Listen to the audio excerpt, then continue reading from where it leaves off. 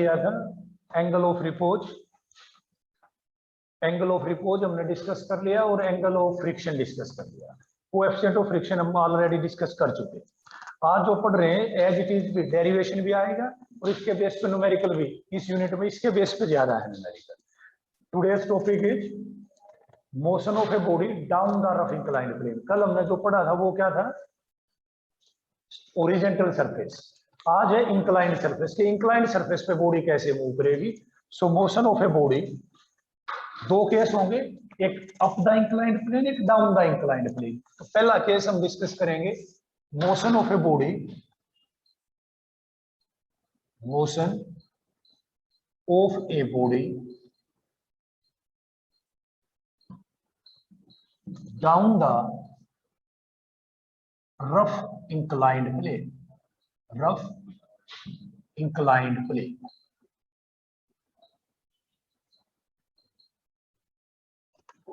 Motion of a body down the rough inclined plane.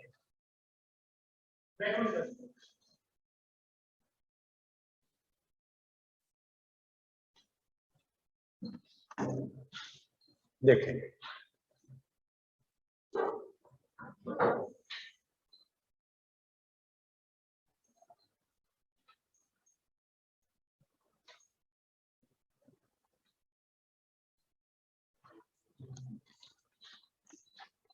let us consider, दो इसमें further let us consider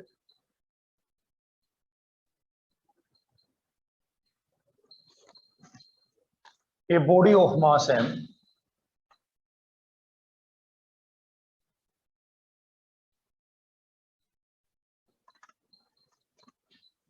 kept on inclined plane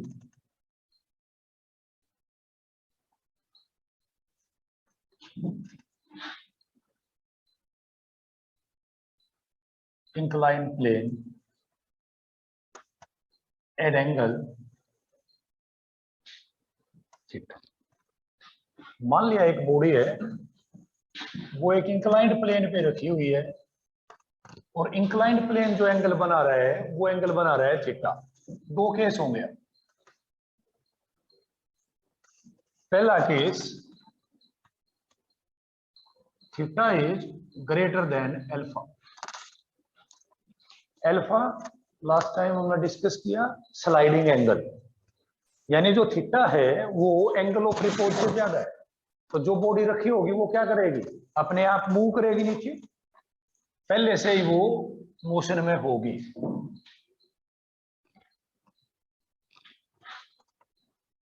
बताया यहां ये body है motion, जैसा कि कल बताया गया था ऑन द सेम वे। एक इसके ऊपर इसका वेट लग रहा होगा वर्टिकली डाउनवर्ड्स mg, एक नॉर्मल रिएक्शन होगा normal to the surface capital R। Theta angle होगा, because of that mg sine theta और mg कोस थीटा इसके कंपोनेंट्स होंगे। mg साइन थीटा वो फोर्स है जो इस बॉडी को नीचे लेके आ रही होगी।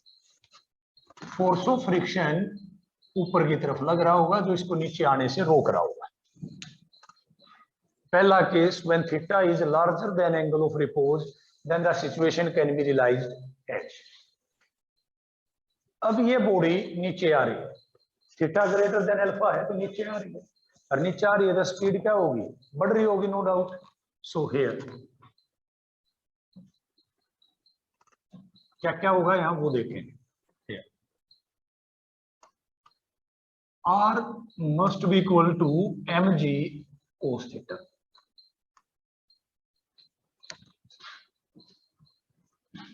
and F is mu R, mu mg cos theta. So net force on the body, net force तो कितनी लग रही है यहाँ, ma, mass into acceleration। mg sine theta तो नीचे लेके आ रहा है और फ्रिक्शन उसको रोक रहा है। तो ma is mg sin theta minus f, that's make ma is equal to m ji sine theta minus f mu M G cos theta, the value of f. अभी अभी हमने एफ की वैल्यू कैलकुलेट करी थी, वो value मैंने यहां put कर दी।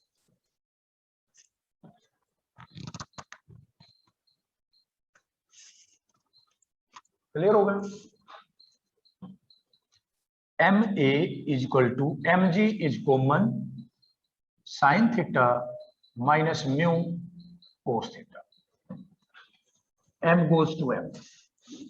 The net acceleration of the body moving down the rough inclined plane is g sin theta minus mu cos theta. The required relation, जो भी आपका इक्वेशन नंबर हो वो रख लें। पर ये केस हमेशा तो नहीं होता, हो सकता है जो इंक्लाइंड प्लेन है उसका एंगल अल्फा से कम हो।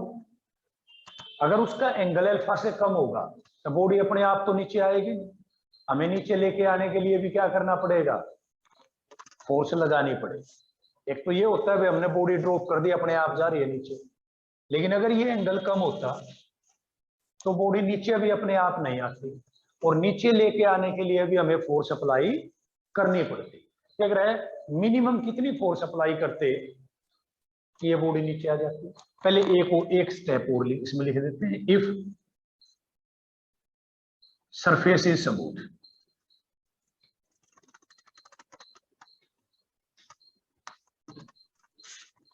अगर सरफेस स्मूथ होता तो म्यू 0 होता और ए की वैल्यू होती बटे जी sine theta.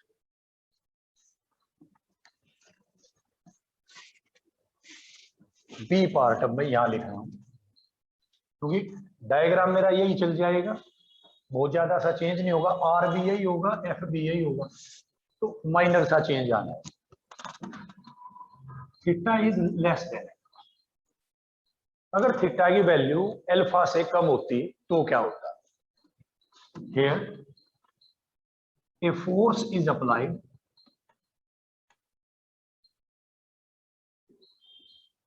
to move the body, body अपने आप नीचे नहीं आती, एक नेट फोर्स मेरे को चाहिए थी, उसको नीचे खींचना पड़ता, से पी, और उस फोर्स का नाम मैंने रख दिया पी। आप लोग दूसरा डायग्राम बनाएंगे एज इट इज और उसमें लिखेंगे यू, एक फोर्स और ऐड कर देंगे यहां पे with arrow, that is P, नीचे की तरफ डिक्टो डायग्राम, और पी और बना देंगे, मैं पी से नीचे खींच रहा हूं, और अब की बार थीटा की वैल्यू क्या है, लेस देन अल्फा है। सो नेट फोर्स, एक बार समझ लें बेटा फिर बना लेना, तो नेट फोर्स कितनी होगी, m A is equal to p plus M G sine theta minus f. P भी नीचे लेके आ रहा है, एम जी साइन थीटा भी नीचे लेके आ रहा है, एफ उसको रोक रहा है, और M A is p plus M G sine theta minus mu M G cos theta. M A is p plus M G sine theta minus mu. अब वो कह रहे हैं एक चीज और ध्यान करना, अब उसको नीचे तो लेके आनी है, स्पीड नहीं बढ़ानी, वो नीचे लेके आ रहा है with constant acceleration, sorry constant velocity, zero acceleration, एक स्पीड से लगातार नीचे आ रहा है तो एक्सेलरेशन क्या होगी, जीरो। यानी अब वो कह रहे हैं कम से कम कितनी फोर्स अप्लाई करे कि वो नीचे आने लग जाए, वो ज्यादा वर्क नहीं करना चाह रहा, सफल नहीं करना चाह रहा, what should be the minimum force required for him to pull the body downward, for minimum force,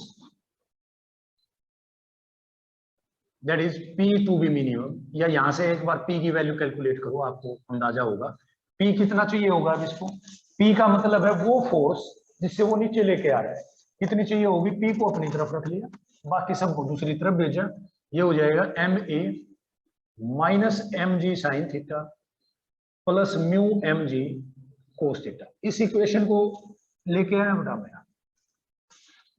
P is equal to, ये इधर आ गया माइनस, ये इधर आ गया minus, and minimum force that is P is equal to F minimum if A zero.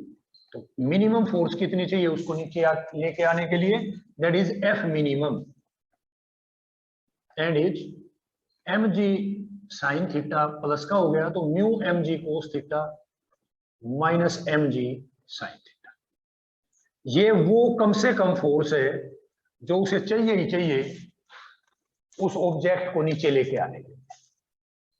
Clear है? अगर इतनी फोर्स वो लगाएगा तो वो नीचे तो आएगा, स्पीड नहीं बढ़ेगी, एक यूनिफॉर्म वेलोसिटी से वो लगातार नीचे आता रहेगा।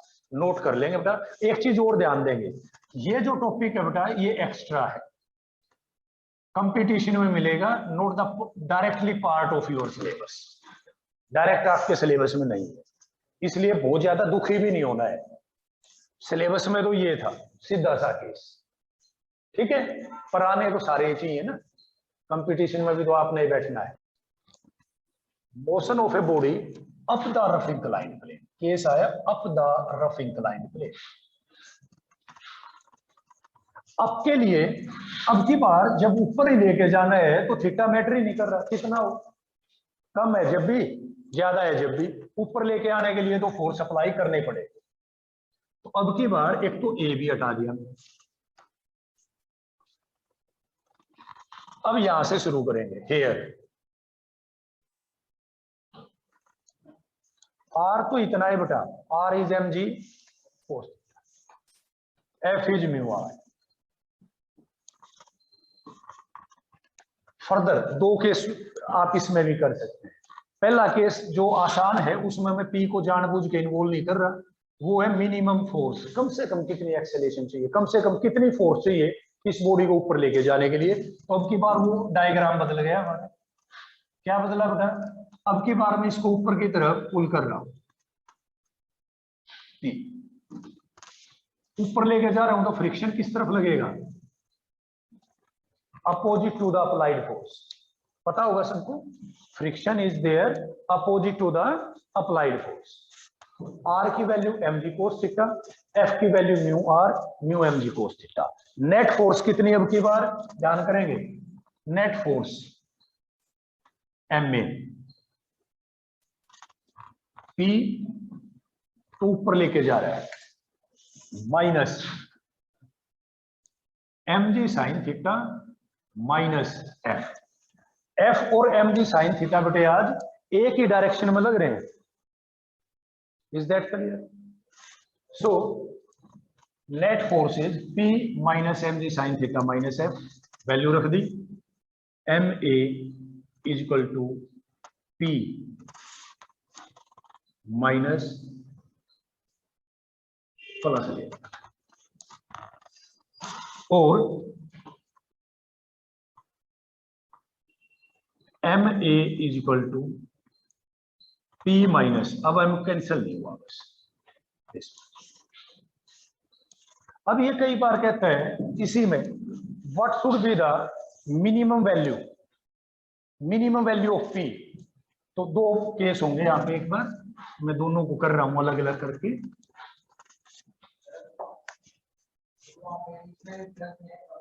प्लस आएगा, ये कह रहे हैं for p to be minimum a should be zero. मैं ऊपर लेके जा रहा हूं पर स्पीड नहीं बढ़ाता, सिर्फ उसको खींच के लेके जा रहा हूं, तो ए जीरो हो जाएगा।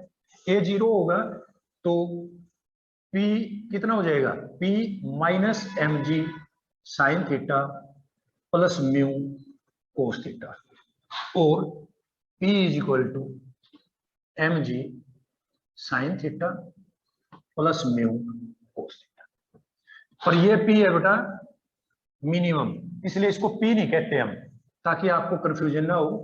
P मिनिमम का मतलब अब मैं कह रहा हूं F मिनिमम, कम से कम कितनी फोर्स चाहिए, तो इसको मैं लिख दूंगा F मिनिमम और F मिनिमम।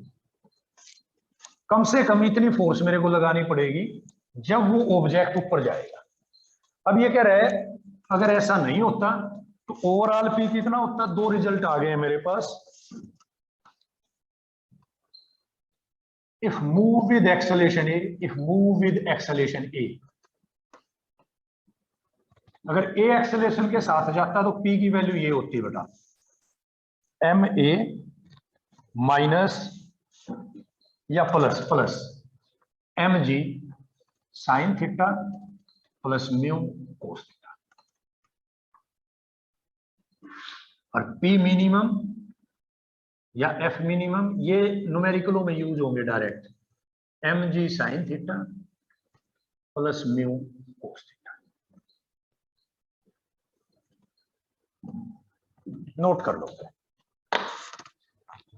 कोई डाउट है तो पूछ ले। Question number 13, a block slide down on an inclined plane of angle 30 degree. बेटे थीटा की वैल्यू दे दी हमें 30 degree, with an acceleration a की वैल्यू दे दी है g/4। He says what is the value of mu. All of you know for down the rough inclined plane is g sin theta minus mu cos theta. He says A is g/4, g sin 30 minus mu cos 30, g goes to g, 1/4 is equal to 1/2 sin 30 minus mu cos 30 √3/2, that becomes mu √3/2। इसको मैं इस तरफ ले आया बेटे, 1/2 minus 1/4 that is 1/4, mu √3/2 is 1/4, और mu is 2/√3 into 1/4, 1/2√3, that's the answer।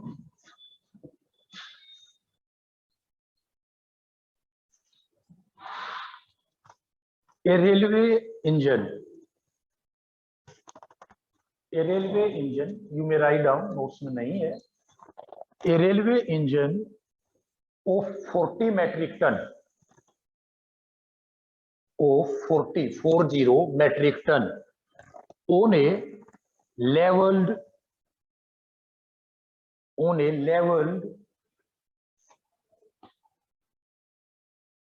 track with speed 54 km/h. What is the additional power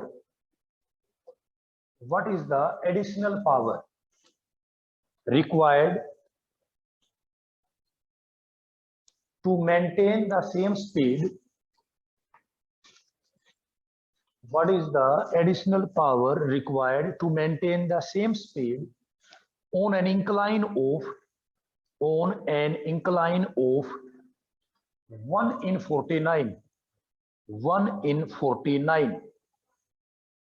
given that g is 9.8,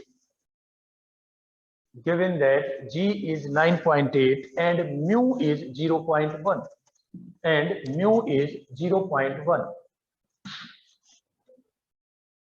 दोबारा बोलना पड़ेगा यार, बड़ा 1/49 का मतलब था 1 मीटर की हाइट अचीव करने के लिए 49 मीटर चलना पड़ रहा है, दैट इज 1/49 इंक्लाइंड। उसके regarding sine theta 1/49, cos theta base और hypotenuse again 1। Now the basic topic क्या था अपना, पावर को बता रहा था। पहले हमारा जो व्हीकल है वो ओरिजेंटल रोड पे चल रहा है with a constant velocity 54 km/h, convert it in SI 15 m/s, that means acceleration is 0। Constant velocity से चल रहा है तो एक्सेलरेशन 0 है, एक्सेलरेशन 0 है तो फोर्स कितनी होगी, F mu mg all of you know.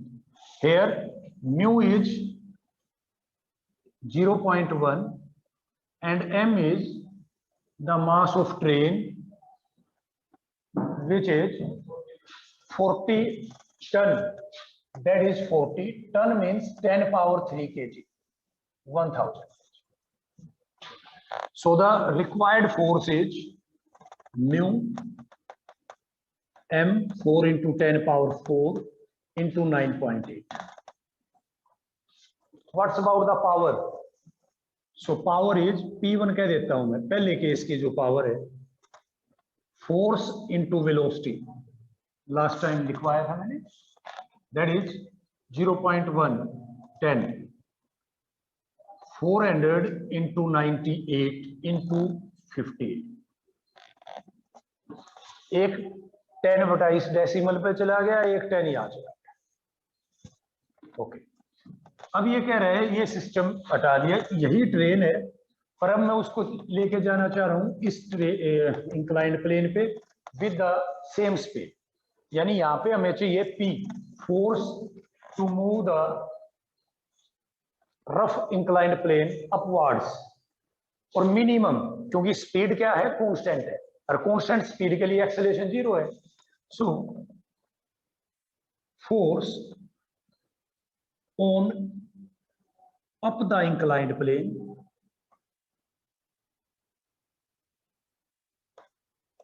Minimum कितनी थी, एफ मिनिमम में उसको कह रहा था, वैल्यू थी बेटा उसकी mu M G cos theta my plus M G sine theta. कैसे भी लिख लो, एम जी sine theta plus mu M G cos theta, एक ही बात। ये मिनिमम फोर्स थी जो मेरे को चाहिए थी अगर मैं उसको ऊपर लेके जा रहा हूं, ध्यान होगी। 0.1 एम जी को कॉमन ले लेते हैं, थोड़ा सा इजी हो जाए, m g common 0.1 into 1 plus sine theta 1/49। m की वैल्यू 4 into 10 power 4 into 9.8, 0.1 प्लस 1/49। इसको भी मैं 1/10 लिख रहा हूं, थोड़ा और जल्दी कर।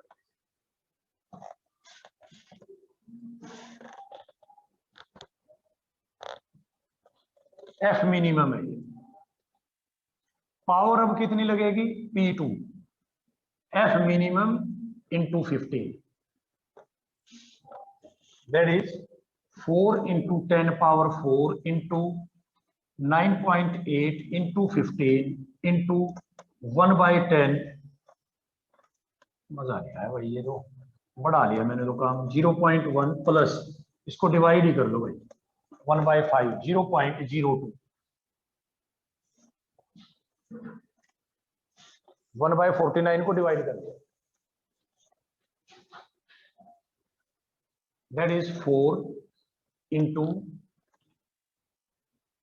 98 जो उसमें भी था, 10 power 3 into 15 into 0.12। According the extra force required, extra force कितनी चाहिए, डेल्टा P। P2 अब लग रही है, P1 पहले लग रही थी, तो एक्स्ट्रा कितनी लग रही है, दोनों को सब्ट्रैक्ट कर देंगे। कर दोगे सब्ट्रैक्ट तो देखो भाई, 400 into 98 into 15 into 400 यहां ले लिया मैंने, तो ये हो गया 1.2, that is 1.2 into 400 into 98 into 15 minus 400 into 98 into 15।